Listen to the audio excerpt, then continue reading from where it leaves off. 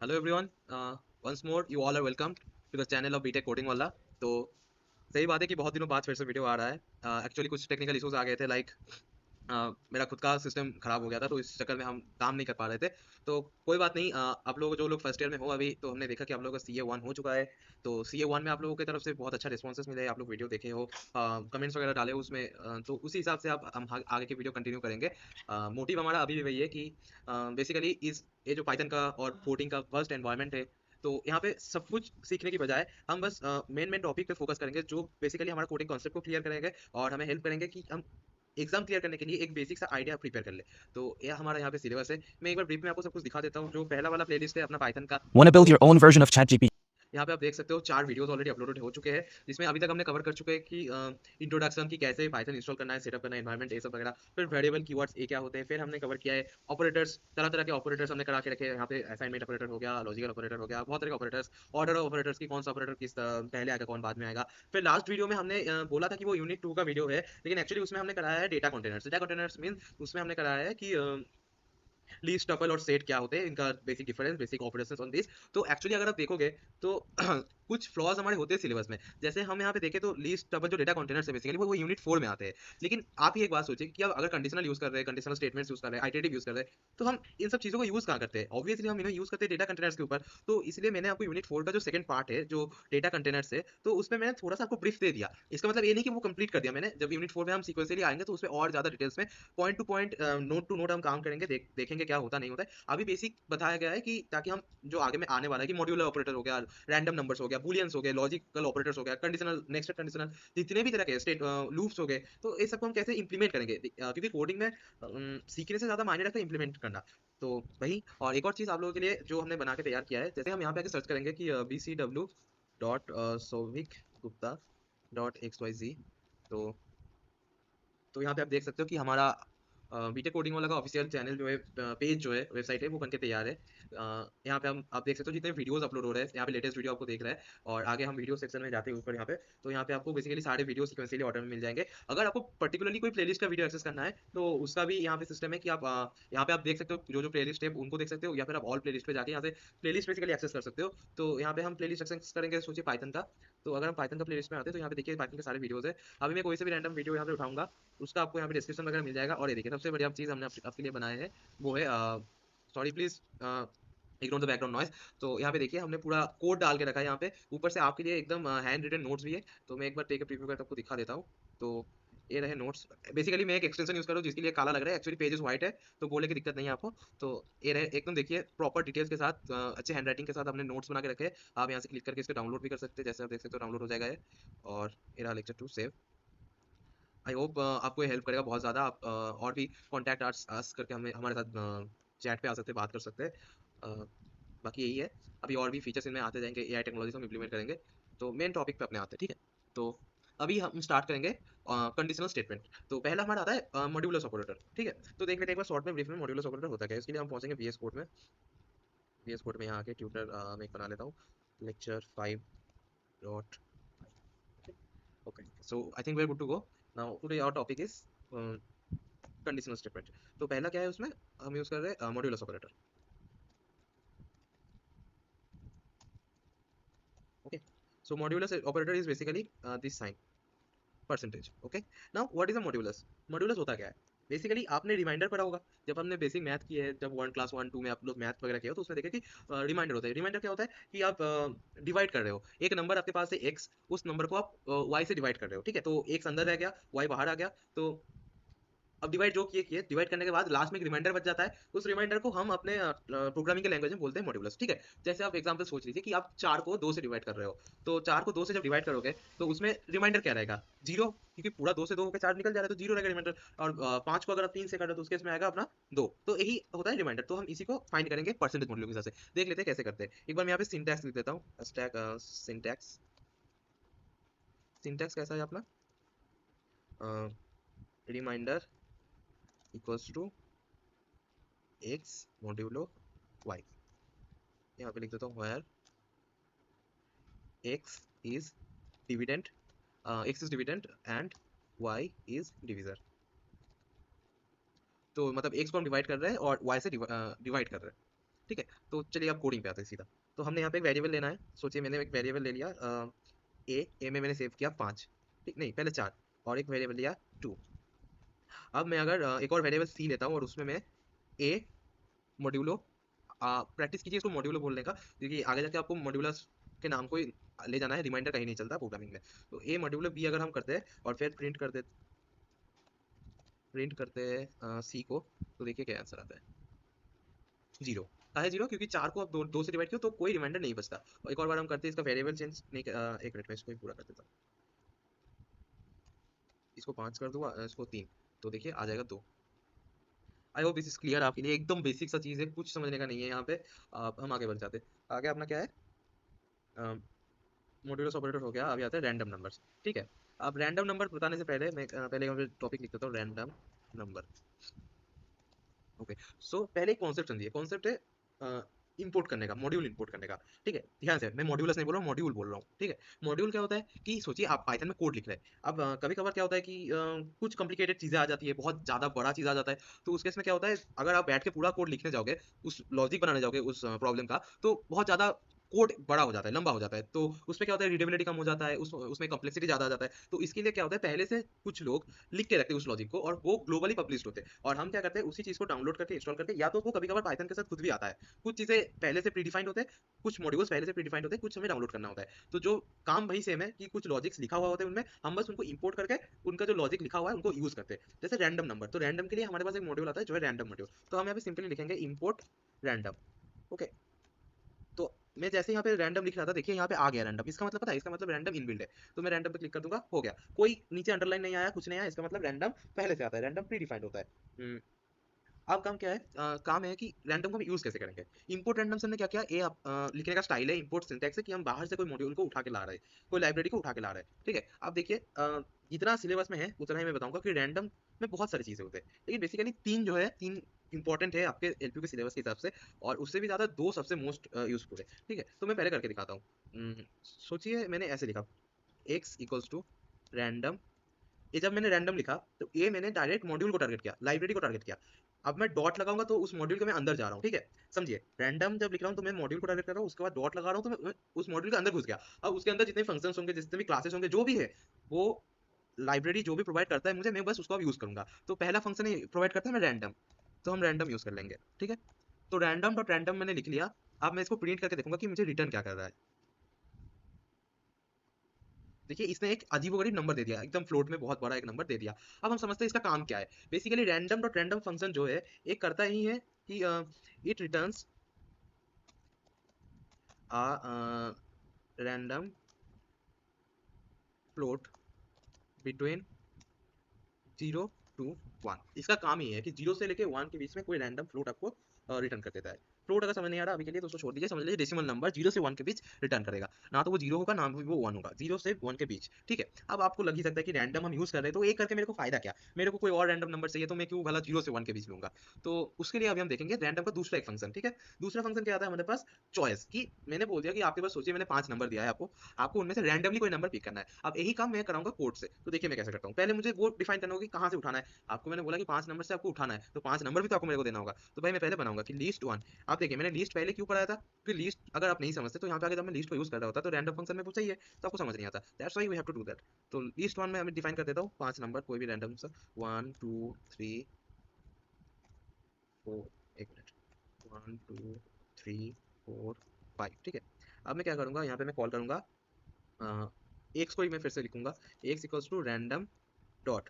अब मैं क्या करने आपको बोला कि आपको चूज करना है, रैंडमली चूज। तो उसके लिए फंक्शन का है चॉइस, CHOIC, चॉइस।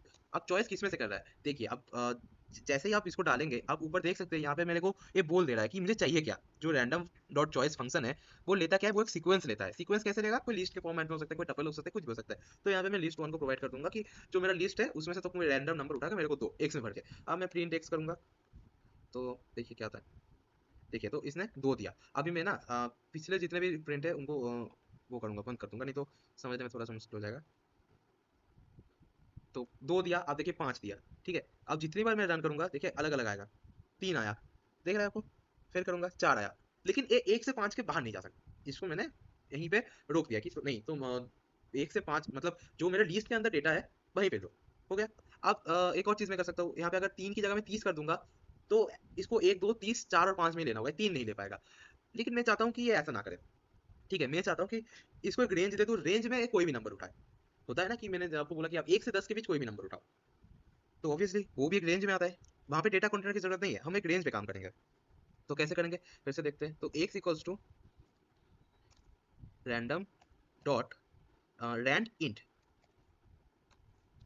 अब देखिए जैसे आपने रैंड इंट लिखा तो ये दिखा रहा है कि फंक्शन को दो वैल्यू चाहिए, एक चाहिए a, एक चाहिए b। a और b क्या है मैं आपको बता रहा हूँ। a हो गया आपका शुरुआत का रेंज कि यहाँ से लेके यहाँ तक, तो मैं बोलता हूँ इसको कि तुम 1 से लेके 10 तक में कोई भी नंबर मुझे दो। तो ये प्रिंट जब करूंगा मैं इसको, तो ये मुझे मैं एक बार क्लियर कर लेता हूँ इसको, ठीक है। जैसे ही मैं इसको रन करूंगा तो ये मुझे 1 से लेके 10 के बीच में कोई भी रैंडम नंबर देगा। देखिए, आई होप रैंडम फंक्शन आपको बहुत अच्छे से क्लियर हो गया होगा। बहुत छोटा छोटा लॉजिक है, बहुत छोटा छोटा चीज़ है, बस आपको याद रखना है, ठीक है। समझने में उतना कुछ है नहीं, बस याद का काम है। नेक्स्ट आते हैं बूलियन एक्सप्रेशंस, ठीक है। अब बूलियन एक्सप्रेशंस कैसे हम यूज करेंगे देख लेते हैं एक बार। बेसिकली ये बनाने का मोटिव है कि एग्जाम से पहले आप आधा घंटा 10 मिनट बैठो, एक बार पूरा देख लो, आपको सब कुछ याद हो गया, क्योंकि आपका जो एंटम होगा, एंटम में आपको सारे टॉपिक्स लेके ही बैठना है। तो और ये बेसिक्स है, ये अगर आप कभी भूल जा रहे हो तो वो आपके लिए सही नहीं होगा। बेसिक्स क्लियर रखना बहुत ज़्यादा जरूरी है। तो मैं आप दिखाऊंगा आपको Boolean expression, hashtag Boolean expressions, ठीक है। बूलियन एक्सप्रेशंस में आप देख सकते हैं कि दो होते हैं बूलियन, मतलब या तो ट्रू या तो फॉल्स, यही होते हैं पाइथन में बूलियन एक्सप्रेशंस। तो सोचिए मैंने एक वेरिएबल दिया x, ठीक है।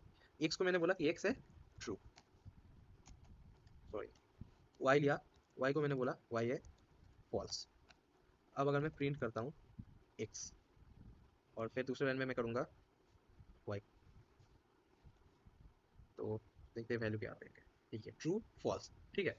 अब ट्रू फॉल्स का मतलब क्या है, जब कोई चीज़ का जब आप कोई स्टेटमेंट लिख रहे हो, ठीक है, ट्रू और फॉल्स बेसिकली स्टेटमेंट में यूज होते हैं। जब भी कोई स्टेटमेंट लिख रहे हो, अगर वो स्टेटमेंट एग्जिस्ट, मतलब वो स्टेटमेंट अगर सही है, मुद्दा बात ये है कि अगर स्टेटमेंट सही है तो वो वैल्यू रिटर्न करेगा ट्रू, और अगर स्टेटमेंट सही नहीं है तो वो वैल्यू रिटर्न करेगा फॉल्स। एज एग्जांपल मैं आपको दिखाना चाहूंगा यहाँ पे, सोचिए मैंने x और y को एक वो दे दिया, x 5 है और y जो है मेरा y है 3, ठीक है। अब मैंने एक z वेरिएबल बनाया, ध्यान से देखिएगा, z वेरिएबल मैंने बनाया, तो उसमें मैंने बोला कि z क्या है, x ग्रेटर देन y। तो मैंने यहाँ पे क्या किया, जेड पे मैंने एक बात बोला कि मैंने एक स्टेटमेंट दिया कि एक्स वाई से बड़ा है। अगर ये बात सही है तो जेड में क्या स्टोर होगा, ट्रू, और अगर सही नहीं है तो क्या होगा, फॉल्स। तो एक बार देख लेते हैं क्या आता है, प्रिंट जेड, तो देख सकते हो ट्रू आ गया, ठीक है।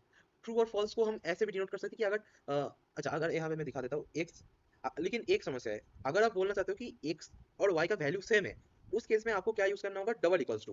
क्योंकि जब भी आप सिंगल इक्वल यूज कर रहे हो वो हो जाता है आपका असाइनमेंट ऑपरेटर, और कंपैरिजन ऑपरेटर के लिए हम यूज करेंगे डबल इक्वल्स टू। देखिए मैं फिर से रन करूंगा तो ये मुझे देगा फॉल्स, ठीक है। अब इनका काम कहाँ आता है वो हम देखेंगे जाके कंडीशनल स्टेटमेंट में। अभी के लिए आप इतना समझ लीजिए कि ट्रू और फॉल्स हम कैसे डिफाइन कर रहे हैं, ओके। एक चीज और देखिए, अभी यहाँ पे जेड का वैल्यू क्या आया है, फॉल्स। में एक बार फिर से क्लियर करके दिखा देता हूँ, रन। तो यहाँ पे देखिए इसका वैल्यू आया है फॉल्स, ठीक है। फॉल्स क्या है हमने देख लिया, यही दो होते हैं हमारे बूलियन एक्सप्रेशंस। बूलियन एक्सप्रेशंस के बाद हमारे पास आ जाता है लॉजिक ऑपरेटर्स। अब लॉजिक ऑपरेटर मैं आपको यहाँ पे कराऊंगा नहीं, क्योंकि लॉजिक ऑपरेटर जो है वो हमने ऑलरेडी कहाँ पे, वीडियो लेक्चर 2 में हमने सारे ऑपरेटर करा रखे हैं। वहाँ पे भर भर के ऑपरेटर है, जितने भी ऑपरेटर हो सके सारे ऑपरेटर करा के रखे। वहाँ पे जाके आप एक बार चेकआउट कर लीजिए कि वहाँ पे लॉजिकल ऑपरेटर बहुत सही से कराया गया है। हम डायरेक्ट अब आ जाएंगे कंडीशनल पे, ठीक है।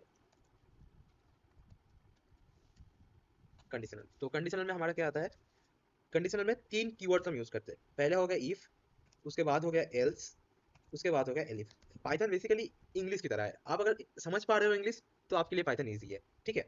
तो मैं अब इन तीनों का आपको काम दिखाऊंगा कि कौन सा काम क्या पे क्या होता है, ओके। पहला होता है इफ। इफ क्या होता है हिंदी में अगर बोले हम यदि, तो यदि मेरा ये चीज है तो मुझे उसके लिए कोई काम करना है। मैं आपको बोलूँ कि अगर मैं आपको 5 रुपए देता हूँ तो आप मेरे लिए काम करोगे, ठीक है। या फिर मैं बोलता हूँ कि अगर मेरा तबीयत सही रहा तो मैं क्लास जाऊंगा। या फिर अगर मेरे को अगर मेरा 75% अटेंडेंस नहीं है तो मेरे को एग्जाम में बैठना नहीं मिलेगा। तो यही चीज होता है कंडीशनल, कि वहाँ पे कंडीशन काम करता है। तो उसको हम कोडिंग में कैसे इंप्लीमेंट करते हैं एक बार देख लीजिए। जैसे मैंने यहाँ पे लिखा इफ, ठीक है। अब देखिए अब हम बूलियन को कैसे यूज करेंगे। मैंने क्या बोला था, यहाँ पे जो x और y है, अगर मैं x ग्रेटर देन y करता हूँ या फिर x लेस देन y करता हूँ या तो x इक्वल्स टू y करता हूँ, तो वो बेसिकली मुझे क्या रिटर्न करेंगे, वो मुझे ट्रू और फॉल्स वैल्यू रिटर्न करेंगे। और जितने भी ऑपरेटर्स है, इफ सॉरी कंडीशनल से, इफ एल्स और एलिफ, ये सारे काम करते हैं बेसिकली ट्रू वैल्यू पे। जैसे मैं लिखता हूँ अगर x ग्रेटर देन y, इसका मतलब है, अच्छा सॉरी, एक्चुअली इतने लैंग्वेज अलग अलग काम करके तो ये हो गया कि मैंने यहाँ पे सेकंड ब्रैकेट दे दिया, यहाँ पे ब्रैकेट नहीं यूज होता, कोलन यूज होता है, ठीक है। तो मैं क्या बोलूंगा, print x is greater. Okay, तो देखिए मैंने यहाँ पे क्या किया, मैंने बोला कि अगर if X greater than Y, तो एक्स ग्रेटर देन वाई अगर ये चेक करेगा, तो जैसे ही एक्स ग्रेटर देन वाई आएगा तो ट्रू वैल्यू रिटर्न होगा, क्योंकि 5 3 से बड़ा है। जैसे ही ट्रू वैल्यू रिटर्न हो गया तो इफ क्या करता है, ट्रू पे काम करता है, इसका मतलब इसका लॉजिक सेटिस्फाई कर गया। तो जैसे ही इसका लॉजिक सेटिस्फाई कर जाएगा, ये इसके अंदर चला आएगा। इसके अंदर मैंने क्या बोला है, अगर एक काम होता है तो प्रिंट करो कि एक्स ग्रेटर है। तो मैं एक बार रन करके आपको दिखाऊंगा कि देखिए यहाँ पे एक्स इज ग्रेटर इसने प्रिंट कर दिया, ठीक है। लेकिन मैं यहाँ पे अगर ये करता कि एक्स इज लेस देन, तो लेस देन जैसे करूंगा फॉल्स रिटर्न करेगा। फॉल्स अगर है तो इफ फॉल्स काम नहीं करेगा, तो कुछ नहीं एग्जिट होगा। तो चलिए अब आपने बोला कि अगर नहीं हो रहा है, मेरा कंडीशन सेटिस्फाई नहीं कर रहा है, तो उस केस में मुझे तो कुछ दिखाना पड़ेगा ना, ऐसे तो मैं छोड़ नहीं सकता। तो उस केस में आता है एल्स। एल्स में मैं क्या लिखूंगा, प्रिंट y इज ग्रेटर, ठीक है। तो देखिए मेरे यहाँ पे आ गया y इज ग्रेटर। अच्छा यहाँ पे मेरे को उल्टा लिखना था, y is smaller, x is smaller, और नहीं तो y इज, ओके। तो जैसा देख सकते हो कि यहाँ पे मैंने लिखा है 5 और 3 को मैंने पहले कंपेयर किया, तो वो कंपेरिजन में मेरे को क्या वैल्यू आया, फॉल्स वैल्यू आया। तो फॉल्स वैल्यू आया मतलब इफ वाला तो कंडीशन मेरा रन नहीं करेगा। अब जब भी मैं इफ के साथ एल्स लिखता हूँ और इफ का कंडीशन सेटिस्फाई नहीं करता है, तो तुरंत वो घुस जाएगा एल्स में। यही होता है कि अगर नहीं हुआ तो ये करो। तो एल्स में जैसे ही आ गया वहां पे लिख देंगे प्रिंट y स्मॉलर। सिंपल सा चीज है, समझ गए होंगे। मैं और भी चीजें कर सकता हूँ, जैसे कि x इक्वल्स टू में लगा सकता हूँ। x इक्वल्स टू मैंने लिख दिया कि 5, तो x स्मॉलर आ गया, मतलब ए वाला काम कर गया, ए वाला लाइन। तो इसका मतलब इफ कंडीशन सेटिस्फाई कर गया, फिर ये नीचे आ गया। अच्छा, अब हम देखेंगे एक और कीवर्ड जो है एलिफ।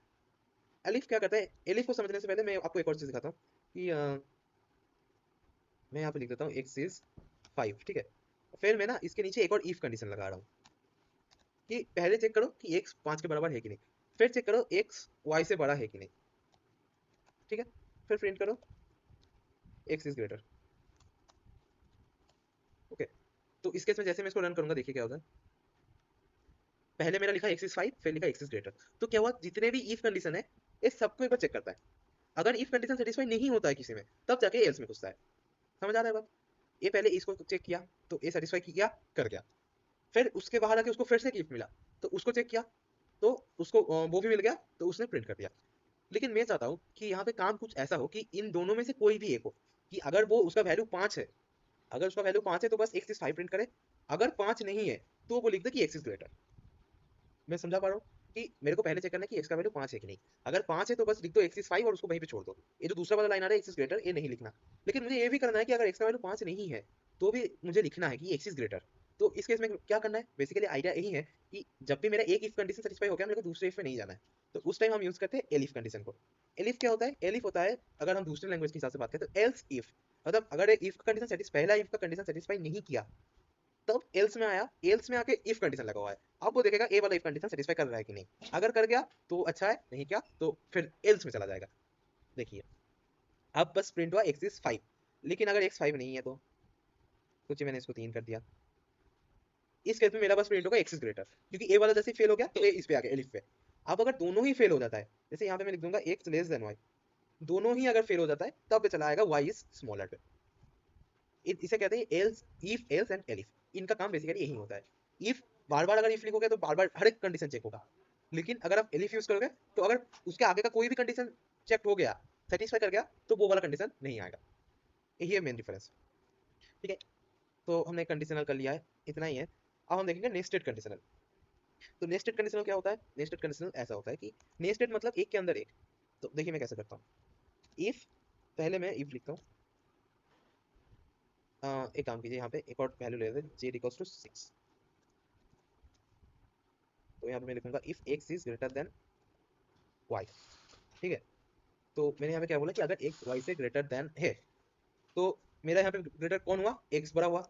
अब मैं इसके अंदर जाके चेक करूंगा, इफ a वाला अगर सेटिस्फाई हो गया, फिर उसके अंदर जाके एक और इफ है। अब a वाला कंडीशन चेक होगा कि अभी x जो है वो z से भी अगर बड़ा है। समझिए, पहले मैंने चेक किया कि ये x y से बड़ा है कि नहीं, फिर अगर बड़ा है तो उसके अंदर आकर मैं चेक करूँ कि x z से भी क्या बड़ा है। अगर z से भी बड़ा है तो क्या होगा, प्रिंट मैक्स इज x, ठीक है। तो मैक्स नंबर क्या है, x। लेकिन यहाँ पे जब मैं एल्स लिखूंगा, तो ए वाला एल्स कंडीशन इस वाले इफ को लेगा, सेकंड इफ को, ना कि इस वाले इफ को। ए वाला एल्स इसे लेगा, ठीक है। तो क्या है, अगर एक्स बड़ा, देखिए एक्स तो वाई से बड़ा था, अब अगर एक्स जेड से भी बड़ा है तो मैक्सिमम जेड है, एक्स है। लेकिन अगर नहीं है, एक्स जेड से छोटा है, तो मैक्सिमम कौन होगा, जेड होगा, क्योंकि एक्स तो ऑलरेडी वाई से बड़ा है। तो एक्स अगर वाई से बड़ा है और जेड अगर एक्स से भी बड़ा है, तो जेड वाई से भी बड़ा है, तो मैक्स कौन हो गया, जेड। तो यहाँ पे आ गया प्रिंट मैक्स इज जेड, ठीक है। अब अब मैं इसके बाहर आऊंगा और फिर यहाँ पे एल्स लिखूंगा। जैसे ही मैंने यहाँ पे एल्स लिखा, तो मैं इस वाले इफ को टारगेट कर रहा हूँ अब, ना कि कहाँ गया। अब मैं इस वाले इफ कंडीशन को चेक कर रहा हूँ कि अगर एक्स वाई से बड़ा है और नहीं है, तो इस वाले एल्स पे आएगा, ना कि इस वाले पे जाएगा। अगर नहीं है तो क्या है, तो मैं चेक करूंगा, अगर एक्स वाई से बड़ा नहीं है तो बड़ा कौन हुआ, वाई। तो मैं वाई से कंपेयर करूंगा जेड को, वाई अगर ग्रेटर देन जेड है, तो मैं क्या करूंगा, बोलूंगा कि प्रिंट मैक्स इज वाई। और अगर नहीं है तो same logic, else print max is Z. Okay, let's run it. तो देखिए हमारा आ गया मैक्स इज एक्स। ओके, तो यहाँ पे मैं आप हमने कुछ गलत कर दिया है, जो यहाँ पे एक्स नहीं आना चाहिए था। अच्छा, मैं एक बार इसको बंद करूंगा।